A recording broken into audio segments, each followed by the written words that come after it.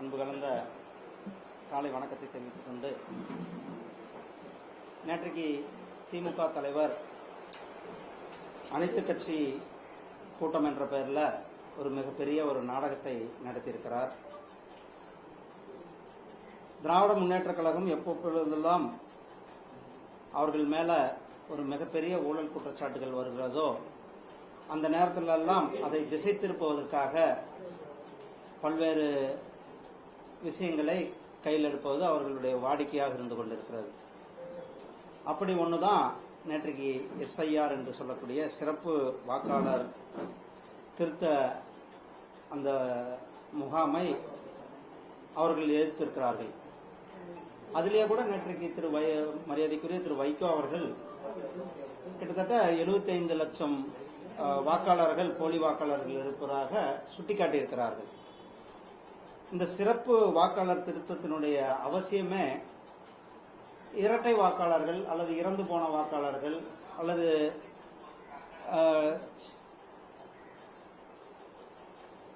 போலியான வாக்காளர்களை களைவதுதான். அதனாலதான் பீகார்ல அந்த சிறப்பு வாக்காளர் திருத்தம் ரொம்ப அவசியமா இருந்தது. கிட்டத்தட்ட 6 லட்சம் வாக்காளர்கள் அந்த மாதிரி இரட்டை வாக்காளர்களாக அல்லது போலி வாக்காளர்களாக அல்லது இறந்து போன வாக்காளர்கள், அந்த வாக்காளர்கள் எல்லாம் நீக்க வேண்டிய அவசியம் இருக்கிறது. இது நான் ஒவ்வொரு அரசியல் கட்சியும் கூட ஒவ்வொரு தேர்தல் நேரத்திலும் கூட இங்கும் சொல்லிக் கொண்டிருப்பதுதான். நாம முறையான வாக்காளர்கள் பட்டியல் இருக்கணும். யாருக்கு வாய்ப்பு இருக்கிறது, வாக்களிக்க உரிமை இருக்கிறதோ அவர்கள் பெயர் இருக்க வேண்டும் என்பது. அதுல ஒரு வாக்காளர்கள் கூட தவறக்கூடாது என்பதுல தேர்தல் ஆணையமாகட்டும் மற்ற அனைத்து கட்சிகளினுடைய எண்ணமும் கவனமுமாக இருக்கிறது. அப்படிதான் இப்போ தமிழகத்தில் இன்றைக்கு முதல் இந்த வாக்காளர் சிறப்பு திருத்தத்தை கொண்டு வர இருக்கிறார்கள். அது வரவேற்கத்தக்க ஒன்று. ஒவ்வொருவரும் கூட அதுல நாம் அனைவரும் இணைந்து நம்மளுடைய வாக்குகள் இருக்கிறதா, நம்மளுடைய குடும்பத்தினர் வாக்குகள் இருக்கிறதா, அல்லது அனைவரும் போலி வாக்காளர்கள் யார் இருக்கிறார்கள் என்பதையும் கூட நாம அவர்களுக்கு தேர்தல் ஆணையத்திற்கு உதவி செய்ய வேண்டும். நம்மளும் நம்மளுடைய வாக்குகளை நம்ம சார்ந்த அனைவருடைய வாக்குகளை அதுல அவர்கள் கேட்கின்ற படிவத்தை கொடுப்பது சிறப்பாக இருக்கும். ஏன்னா திமுக எப்படி போலி வேஷம் போடும். ஒரு காலத்துல அவங்க தான் இந்த போலி, குறிப்பாக RK நகர் தேர்தல் நேரத்தில் இங்க வாக்காளர்கள் போலி வாக்காளர்கள் இருக்க வேண்டும், அது இருக்கிறார்கள், அதை நீக்க வேண்டும் என்று கோரிக்கை வைத்தார்கள். இப்போ திமுக எப்பப்போ குறிப்பாக திமுகவினுடைய தலைவர் அவர்கள் திரு ஸ்டாலின் அவர்களுடைய தொகுதி கொளத்தூர் தொகுதியிலே கூட போலி வாக்காளர்கள் இருப்பதாக நிறைய பேர் பெரிய அளவில் குற்றச்சாட்டுகள் இருக்கிறது. ஸோ இதெல்லாம் ஒரு நியாயமான திருத்தத்தின் மூலமாக இந்த வாக்காளர்களுடைய இந்த ஸ்பெஷல் இன்டென்சிவ் ரிவிஷன் மூலமாக அந்த உண்மையான வாக்காளர்களை கொண்டு வருவதுதான் நோக்கமாக இருக்கிறது. இந்த போலி வாக்காளர்களை நீக்க வேண்டும் என்று பலமுறை திமுகவே தான் சொல்லியிருக்காங்க. ஆனா இப்போ திமுக திடீரென்று அவர்கள் இதை எதிர்த்து கொண்டிருக்காங்க. ஏன்னா இன்றைக்கு தமிழ்நாட்டில் ஒரு மிகப்பெரிய நகராட்சி நிர்வாகம் மற்றும் குடிநீர் வழங்கல் துறையின் கீழே ஒரு மிகப்பெரிய ஊழல் குற்றச்சாட்டானது வெளில வந்திருக்கிறது. அமலாக்கத்துறை DGPக்கு கடிதம் எழுதியிருக்கார். கிட்டத்தட்ட 2538 இளைஞர்களுடைய வாழ்க்கையில விளையாடி இருக்கிறார்கள். ஸோ அந்த பெரிய ஒரு ஊழல் இன்றைக்கு தமிழகத்தில் மக்கள் மத்தியில மக்களுடைய கோபம், இளைஞர்களுடைய கோபம் திமுக மேல திரும்பி இருக்கிறது. ஸோ திமுக இதையெல்லாம் திசை திருப்புவதற்காக இப்படி இந்த SIR எதிர்க்கின்ற இந்த போலி நாடகத்தை நடத்தி கொண்டிருக்கிறார்கள். இந்த தமிழக அரசுல குறிப்பாக நகராட்சி நிர்வாகம் மற்றும் குடிநீர் வழங்கல் துறையில நடந்திருக்கின்ற அந்த முறைகேடுகளை உடனடியாக தமிழக அரசாங்கம் அது ஒரு விசாரணைக்கு அவர்கள் உத்தரவிட வேண்டும் என்று அமலாக்கத்துறை ஆனால் அவர்கள் தமிழகம் காவல்துறை இதை விசாரிப்பதை விட இந்த வழக்கை CBI விசாரிப்பது சிறப்பாக இருக்கும். அதனால அவர்கள் இந்த வழக்கை CBI இடத்துல ஒப்படைக்க வேண்டும் என்பதையும் சொல்லிக்கொண்டு, அதே நேரத்தில் இன்னொரு ஊழலும் கூட வெளியே வந்திருக்கிறது. எல்லாருக்கும் தெரியும், நெல் கொள்முதல் என்பது முன்கூட்டியே திட்டமிட்டு செய்யப்பட வேண்டும். பருவமழை வருகின்றது என்பது அனைவருக்கும் தெரியும். இந்த பருவமழை காலத்திற்கு முன்னாடி அதுக்கான வசதிகள், வாகனங்கள் அல்லது குடோன்களுடைய இருப்பு இதையெல்லாம் சரியாக செய்து வைக்க வேண்டியது அரசாங்கத்தினுடைய பொறுப்பு. ஆனால் அவர்கள் அதெல்லாம் விட்டுவிட்டு நெற்களை முளைக்க அளவுக்கு விட்டு விவசாயிகள் இடத்திலிருந்து கொள்முதல் செய்யாமல் அந்த வாகனங்களை எல்லாம் கூட கிட்டத்தட்ட இதுல 160 கோடி அளவுக்கு ஊழல் நடந்திருப்பதாக விவசாயிகள் சொல்லுகிறார்கள். அதிலேயும் தீவிரமாக விசாரணை ஆனது செய்யப்பட வேண்டும். தமிழகத்தில் இவர்கள் திமுக ஆட்சியின் கீழே நம்மளுடைய பொதுமக்கள், தமிழக மக்கள் ரொம்ப ஒரு வேதனையான கடந்த 4.5 ஆண்டுகளில் மிகப்பெரிய வேதனையை அனுபவித்துக் கொண்டிருக்கிறார்கள். குறிப்பாக மின்சார கட்டண உயர்வு, அதே மாதிரி சொத்து வரி உயர்வு, அது சொத்து வாங்கும் பொழுது அதற்கான கட்டண வரி உயர்வு, இப்படி ஒவ்வொரு உயர்வும் கூட மக்கள் தலையில ஏற்றி வைத்திருக்கிறார்கள். இந்த திமுக அரசாங்கத்தை வெளியே அனுப்புவதற்கு மக்கள் தயாராக இருந்து கொண்டிருக்கிறார்கள் என்பது எதிர்கட்சிகள் முக்கியமா இந்த டைம் பீரியட கேட்கக்கூடியாங்க. எலெக்ஷன் ஒரு 3-4 மாசத்துல வச்சுட்டு ஏன் இவ்வளவு அவசரமா பண்ணணும்?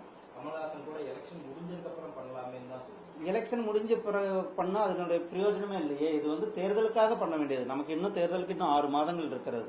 தேர்தலுக்கு முன்னாடி பண்ண வேண்டிய விஷயம். ஏன்னா தேர்தலில் யார் சரியான வாக்காளர்கள், யாரு சரியான வாக்காளர்களுடைய உண்மையான வாக்காளர்கள் விட்டு போயக்கூடாது. அதுவும் நம்மளுடைய கவனமாக இருக்கிறது.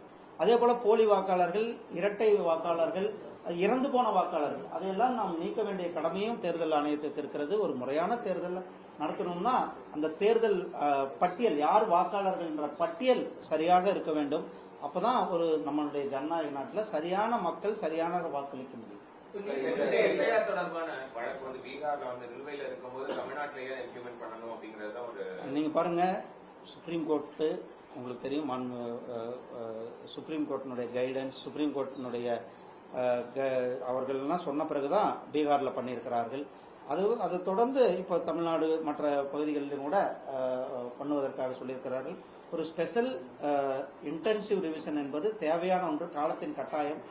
அதை அனைவரும் நாம் ஒத்துழைக்க வேண்டும் என்பது என்னுடைய. சார், இதுல இந்த பிஎல்ஏ பூத் லெவல் ஏஜென்சியுடைய மேற்பார்வையிலையும் எல்லாருமே சேர்ந்து அதை பண்ண போறாங்க. அதை செய்யும்போது வந்து இங்க இருக்கக்கூடிய மாநிலத்தில் இருக்கக்கூடிய தேர்தல் அதிகாரிகள் தான். அப்படி இருக்கும்பொழுது இதுக்கான ஊழல் நடக்கின்றதுக்கான குற்றச்சாட்டு எங்கிருந்து வருது? ஒருவேளை இந்த டியூரேஷன் கம்மியா இருக்கிறது குற்றச்சாட்டு காரணமா இருக்கும். அந்த 1 மாசம்ன்றதை இன்னும் நீட்டிச்சா கொஞ்சம் விசாலமா பண்ண முடியுமா? அப்படி வாய்ப்பு. அதாவது இப்போதைக்கு அவங்க 1 மாதம் கொடுத்திருக்கிறார்கள், அல்லது இந்த 1 மாதத்துல இன்னைக்கு முழுமையாக இதுல தங்களை ஈடுபடுத்திக் கொண்டிருக்கிறார்கள். இந்த 1 மாதத்துல நிச்சயமாக செய்ய முடியும். செய்ய முடியாதது ஒன்றும் இல்லை. அல்லது தேவைப்பட்டா அந்த நேரத்தில் தேர்தல் கமிஷன் முடிவு பண்ணாங்கன்னா, அவர்கள் இன்னும் வேலை நடக்கலன்னு நினைச்சாங்கன்னா கொடுக்கறதுக்கான அதிக நாள் கொடுக்கறதுக்கான வாய்ப்புகளும் கூட இருக்கிறது.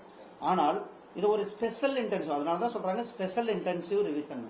இந்த ஸ்பெஷல் இன்டென்சிவ் ரிவிஷன் குறிப்பிட்ட காலகட்டத்திற்குள் பண்ண வேண்டும்.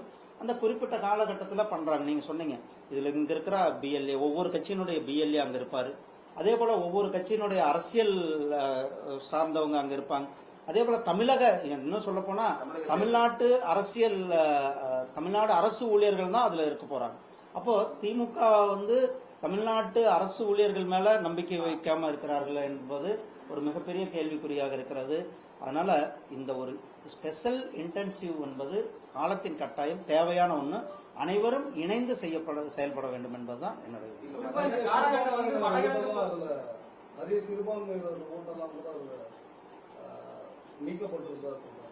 எங்கேயுமே அந்த மாதிரி இப்பதான் ஆரம்பிச்சிருக்காங்க. அதுக்குள்ள எப்படி நீக்க விடுவாங்க? இல்ல இல்ல சொல்லுங்க. அதாவது யார் ஓட்டையும் யாரும் இருக்கிறவர்கள் ஓட்டை நீக்க முடியாது. பிஎல்ஏ இப்போ ஒரு பகுதி, இதுல வந்து சிறுபான்மையர் பெரும்பான்மையர் பேச்சுக்கே இடம் இல்லை. அனைவரும் வாக்காளர்கள். அனைவரும் வாக்காளர்களுக்கு ஒவ்வொரு கட்சியை சார்ந்த அந்த பிஎல்ஏ அங்க இருப்பாரு, அரசு ஊழியர் இருப்பாரு, சம்பந்தப்பட்ட நபர் இருப்பாரு. இப்ப உங்க ஓட்டு இருக்குதுன்னா நீங்க உங்க ஃபார்ம் எடுத்துட்டு கொண்டு போய் போகும்போது உங்க ஓட்டை எப்படி டினை பண்ண முடியும்? அதனால இதுல தயவு செய்து நீ அரசியல் படுத்த வேண்டாம். சிறுபான்மையார் பெரும்பான்மையர் என்று இதுல வந்து அனைவருடைய வாக்குகளையும் உறுதிப்படுத்துவதற்கு அல்லது போலி வாக்காளரை களைவதற்கான ஒரு நடவடிக்கை அனைவரும் ஒத்துழைக்க வேண்டும் என்றும். General body, election commission general body இருக்கும்போது அது ஒரு ப்ரொஃபைல்ல தான் அந்த விஷயத்தை கொண்டு வர்றாங்க. அப்ப நீதிமன்றத்தை அணுகும்போது ஏற்கனவே இதுக்கான விஷயங்கள் தெரியும் இல்லையா? நீதிமன்றம் எப்படி இதுக்கான விஷயத்தை வந்து செய்யக்கூடாதுன்ற ஒரு விஷயத்தை கொடுக்கணும்னு எதிர்பார்க்கறாங்க. என்ன முகாந்திரம் இருக்கு? ஏன்னா நான் தான் சொன்னேன், திமுக மக்களை ஏமாற்றுவதற்காகவும் திசை திருப்புவதற்காகவும் செயலை ஒவ்வொரு முறையும் கையாள்வார்கள். அதனாலதான் நான் ஆரம்பிக்கும் போதே சொன்னேன், இன்றைக்கு நகராட்சி அந்த துறையின் கீழே கிட்டத்தட்ட 2538 இளைஞர்களுடைய வாழ்க்கையில விளையாடி ஒரு மிகப்பெரிய ஊழல் வெள்ள வந்திருக்கிறது. ஸோ அந்த ஊழலை திசை திருப்புவதற்காக திமுக ஒரு போலியான நாடகத்தை தான் நடத்தி கொண்டிருக்கு. நேற்றைக்கு அப்படி பேசின போது திரு வைகோ அவர்களுடைய பேச்சினுடைய சாராம்சம், அது 75 போலி வாக்காளர்கள் இருக்கணும்னா அப்போ 75 லட்சம் போலி வாக்காளர்களை வைத்து நாம் தேர்தல் நடத்த முடியுமா? நீங்க அவர்களுடைய பாணியிலே சொல்றோம். அப்போ இதனுடைய அவசியம் இருக்கிறது. நான் இன்னைக்கு செய்தித்தாள்கள் நாங்க யாரும் இந்த கூட்டத்துக்கு போல செய்தித்தாள்கள்ல வந்ததை வச்சுதான் நான் சொல்றேன். அப்போ அவரு பேசியிருக்காருன்னா 75 லட்சம் வாக்காளர்கள் போலி வாக்காளர்கள் இருக்கிறார்கள் என்பது அவருடைய கூற்றாக இருக்கிறது. அவர்களுடைய கூட்டணியில் இருக்கிற தலைவர்களுடைய கூற்றாக இருக்கிறது. அப்போ போலி வாக்காளர்கள் இருக்கிறார்கள் என்பது அவர்களே சொல்லுகிறார்கள். அப்போ அதை களையப்பட வேண்டியது, நடவடிக்கை எடுக்கப்பட வேண்டியது தேர்தல் கமிஷனுடைய வேலையாக இருக்கு. அதனால நாம் அனைவரும் ஒத்துழைப்போம். நன்றி. திமுக கூட்டணி கட்சி சார்பில் நடைபெற்ற கூட்டத்தில் பங்கேற்காத கட்சிகள் பயந்தா கோடிகள்னு அரசு பங்கேற்றவர்கள் வீரர்கள். இது தெருவில் போற மாதிரி சொல்ற மாதிரி ஒவ்வொரு கட்சிக்கும் ஒரு கொள்கை இருக்கிறது. அதாவது பல கட்சிகள் இது தேவை, நியாயம் என்று அவர்கள் நினைத்தார்கள். அதனால திமுக கூட்டத்துக்கு போகல. திமுக இதை அரசியல் பண்ண வேண்டும், ஊழல் குற்றச்சாட்டுகளிலிருந்து அவர்கள் மக்களை திசை திருப்ப வேண்டும் என்று நினைக்கிறார். அதனால மற்ற கட்சிகள் போகாங்க. நன்றி. மழை காலத்துல அரசு ஊழியர்கள் மக்களுக்கான சேவையில் ஈடுபடும் நேரத்துல இந்த சார் திருத்தத்தை செயல்படுத்துறது எளிதா இருக்குமான்னு ஒரு விமர்சனம். ஆனா இதெல்லாம் மனம் இருந்தால் மார்க்கம் உண்டு. செய்யணும்னு நினைச்சா எல்லா வேலையும் செய்யலாம். மெஷினரிஸ் இருக்கிறது, அரசாங்கம் இருக்கிறது, பிஎல்ஏஸ் இருக்கிறார்கள், அரசியல் கட்சிகள் இருக்கிறார்கள். அனைவரும் இணைந்து செய்யணும்னா இது ஒரு சிறப்பாக செய்ய வேண்டிய வேலைதான். நீங்க போலி வாக்காளர்களை பத்தி கவலைப்படுற அதே நேரத்தில் அதை களையடிக்க வேண்டிய கவலையும் நமக்கு இருக்கிறது இல்ல. அதை களையடிக்க வேண்டும் இல்ல. அப்போ தேர்தல் நியாயமாக நடக்க வேண்டும், தேர்தல் முறையாக நடக்க வேண்டும்னா அதுல முறையான வாக்காளர்கள் வாக்களிக்க வேண்டும், கரெக்டான வாக்காளர்கள் வாக்களிக்க வேண்டும் என்பதுதான் நம்மளுடைய ஒவ்வொருவருடைய எண்ணமாக இருக்கிறது. அப்ப போலி வாக்காளர்கள் 75 லட்சம் பேர் இருக்கிறார்கள் என்று சொன்னது யார்? நான் சொல்லல, நீங்க சொல்லல. சொன்னது அந்த கூட்டணி கட்சியில் இருக்கிற திரு வைகோ அவர்கள். அவர் ஒரு சாதாரண ஆள், மிக மூத்த அரசியல்வாதி. தமிழ்நாட்டில் இருக்கிற இன்னைக்கு மிக மூத்த அரசியல்வாதியில அவர் தான் ரொம்ப சீனியர் அரசியல்வாதி இருந்து கொண்டிருக்கிறார். அவரே சொல்றாரு இவ்வளவு போலி வாக்காளர். அப்ப அதையெல்லாம் நீக்குவதற்கு, களையிடுவதற்கு நடவடிக்கை எடுத்துதானே ஆக வேண்டும்.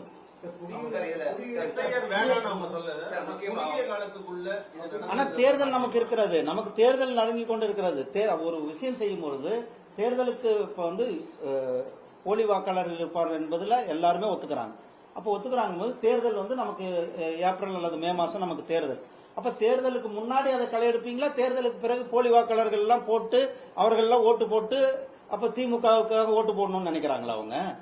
சோ திமுக அப்ப போலி வாக்காளர்களை வைத்துதான் இந்த தேர்தலை நடத்தணும்னு நினைக்கிறார்களா? இப்போ இதனால திமுகவுடைய கூற்றுப்படியே நான் சொல்றேன், இது போலி வாக்காளர்களை அவர்களை எடுப்பதற்காக ஒத்துழைப்பு கொடுங்கள் என்பது என்னுடைய வேண்டுகோளாக இருக்கு. திமுக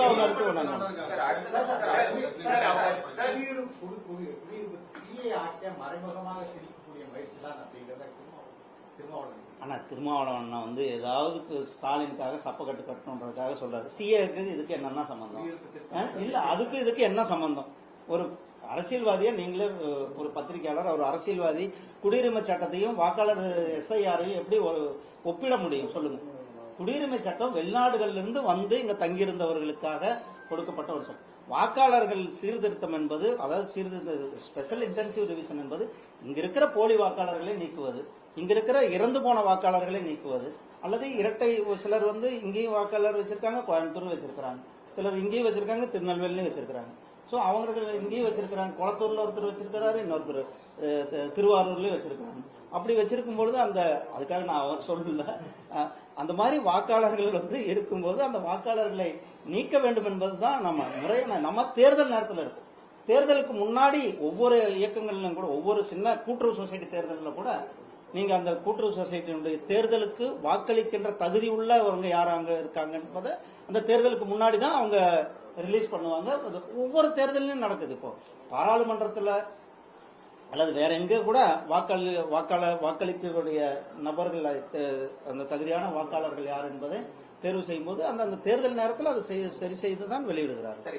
இது நடைமுறையான ஒன்று தான். அடுத்த குற்றச்சாட்டை இப்ப நெல் கொள்முதல் சொல்லியிருந்தீங்க சார். இந்த வருஷம் பாத்தீங்கன்னா கடந்த வருடத்தோட இந்த வாட்டி 13 மடங்கு நெல் அதிகமா விளைச்சல் அதிகமாயிருக்கு. அதுக்கான குடோன்கள் இல்லைன்றது குற்றச்சாட்டுக்கு என்ன சொல்றாங்கன்னா, ஏன் எடுக்கலன்னா செறிவூட்டப்பட்ட அரிசிக்கான பர்மிஷன் மத்திய அரசு கொடுக்கலன்னு அது ஒரு பெரிய குற்றச்சாட்டை வைக்கிறாங்க. ஆனா விளைச்சல் ஒரு மூட்டை விளைஞ்ச இடத்துல 13 மூட்டை விளைஞ்சிருக்கு, முழுக்க பாதிக்கப்பட்டு குடோன்கள் இல்லாத பிரச்சனையா இருக்கு. இதை ஒரு காரணமா சொல்றாங்க. எப்படி இருந்தாலும் விவசாயிகள் முழுக்க பாதிக்கப்பட்டு செறிவூட்டுறது என்பது தனி ப்ராசஸ். அது வந்து மில்லுகள்ல செய்யற வேலை. அரிசி கலக்கிறது அதாவது மில்லுகள்ல அரவி மில்லுல வந்து கலந்து இடம் இல்லைன்னு சொல்றதுக்கு இதை காரணமா சொல்றீங்க. அது வந்து அப்போ ஒரே நிமிஷம் அண்ணா, ஒரு நிமிஷம் நீங்க கேட்டீங்க நான் பதில் சொல்றேன். அதாவது விளைச்சல் அதிகம் வரும்ன்றது எல்லாருக்கும் தெரியும். ஏன்னா விவசாயத்துறை வந்து இந்த வருஷம் முழுவதுமே மழை பெஞ்சிருக்கிறது. எல்லா இடத்துலயும் இவ்வளவு விளைச்சல் வரும் என்பது எதிர்பார்க்கப்படுகின்றது. அந்த துறையினுடைய வேலை. குடோன்களை வந்து அதிகமாக இன்ஃப்ராஸ்ட்ரக்சர் கொண்டு வர வேண்டியது யாரு? அவங்க தான் கொண்டு வந்திருக்கணும். அதை செய்ய தவறியது யாரு? திமுக அரசாங்கம். அதை செஞ்சிருக்க வேண்டும், அதை செய்யல. அல்லது விவசாயிகள் இடத்துல இருந்து வாங்கி ஒரு குடோன் என்பது ஒரு டெம்பரரியா கூட நீங்க வச்சிருக்கலாம். இல்ல டெம்பரரி செட்ஸ் விவசாயிகள் இருந்து வாங்க, ஒரு டெம்பரரி ஒரு ஏதாவது ஒரு இடத்துல அதை பாதுகாப்பான இடத்துல வைக்கிறதுக்கான வழிகளை தேடி இருக்க வேண்டும். அதாவது குடோன் இல்லை என்பது சொல்லுவது ஒரு கோழைத்தனமான ஒரு தான். அதாவது விவசாயிகள் இருந்து வாங்கணுன்ற எண்ணம், அதை வாங்கி எங்கேயாவது வைக்கணும்னா அதுக்கான வைக்கிறதுக்கான பல ஏற்பாடுகள் இருக்கிறது. எங்க ஒன்னாலும் பாதுகாப்பாக வைக்கலாம். அந்த துறையிலேயே நீங்க 120 கோடி ஊழலுக்கான வாய்ப்பு இருக்குன்னு சொல்றீங்க. இப்போ இந்த நெல் கொள்முதல் நடந்திருக்கிறதாக சொல்றாங்க. விவசாயிகள் தரப்புல சொல்றாங்க. விவசாயிகளிடமிருந்து 40 ரூபா வந்துட்டு அன்அபிஷியலா வாங்குறதா திமுக அரசாங்கத்தில் இதெல்லாம் வாங்கலன்னா தான் அது பெரிய ஆச்சரியமான விஷயம். திமுக அந்த அளவுக்கு ஊழல்ல ஊறி போயிருக்கிறாங்க. ஊழல்னாலே திமுகனாலே ஊழல். திமுகனுடைய அர்த்தமே ஊழல் தான். சார் அந்த 45 ரூபாய்க்கான காரணம் என்ன சொல்றாங்கன்னா சார், சென்டருக்கான இடத்தை வந்து அந்த 45 ரூபாய் வாங்குற சென்டரிங் ஆட்கள் தான் நிலத்தையே வாங்கி அதுக்கப்புறம் ரெஜிஸ்ட்ரேஷன் பண்றாங்க சார். ஆனா அந்த இடத்தை வாங்குறது கூட அங்க வேலை பார்க்குற சுமை தூக்குறவங்க தான் வாங்குறாங்க. அது என்ன சொல்றாங்கன்னா, ஊர்ல இருக்கக்கூடியவங்க அந்த இடத்த தானமா கொடுத்தா அது அரசாங்கம் வந்து பத்திரப்பதிவு பண்ணி கொடுத்துன்றாங்க. அந்த வாங்குறதுக்கான அந்த இடத்த வாங்குறதே அங்க பணி செய்யறவங்க தான் சார், சென்டரிங்ல இருக்கிறது. அரசு எங்க இடம் ஒதுக்குறது இல்ல. இதுதான் பெரிய குற்றச்சாட்டா இருக்கு. அதுதாங்க, அது பண்ண வேண்டியது யாரு? அரசாங்கம் தானே அது முறையா பண்ண வேண்டி. என்ன இடம், எவ்வளவு ப்ரிக்யூட் பண்ண போறோம், அந்த ப்ரிக்யூட் பண்ற அரிசி நெல்லை வந்து வைக்கிறதுக்கான வசதி, இதெல்லாம் முன்கூட்டியே திட்டமிட வேண்டியது அந்த துறை, அந்த துறையினுடைய வேலை, அந்த துறையினுடைய அமைச்சருடைய பொறுப்பு. நன்றி.